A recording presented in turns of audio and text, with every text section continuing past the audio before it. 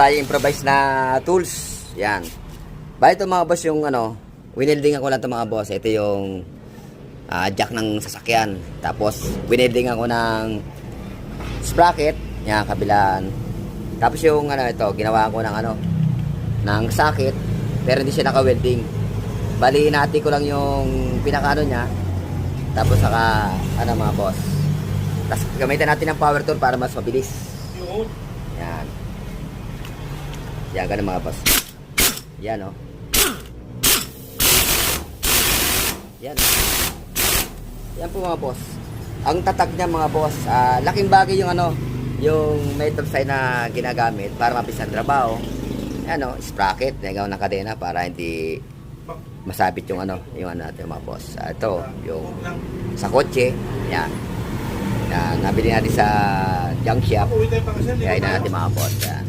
Laking bagay po, lamang po ang may gamit na ginagamit sa special doon sa ginagamit mga boss. Sige mga boss, kung nagustuhan niyo natin video, paki-like and share and follow na rin po. Ingat po palagi. God bless. Thanks for watching mga boss. Tayo improvise na tools. Yan. Bali ito mga boss yung wineldingan ko lang ito mga boss. Ito yung jack ng sasakyan. Tapos wineldingan ko ng sprocket. Yan, kabilaan. Tapos yung ito, ginawa ko ng ng socket, pero hindi siya naka-welding. Bali hinati ko lang yung pinakaano niya. Tapos saka mga boss. Tapos gamitan natin ng power tool para mas mabilis. Yan. Yan, ganun mga boss. Yan, oh. Yan. Yan po mga boss. Ang tatak niya mga boss, laking bagay yung yung metal side na ginagamit para mabilis ang trabaho.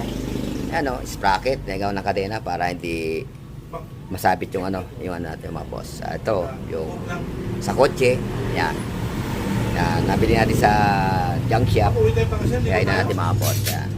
Laking bagay po, lamang po ang may gamit na ginagamit sa special doon sa ginagamit mga boss.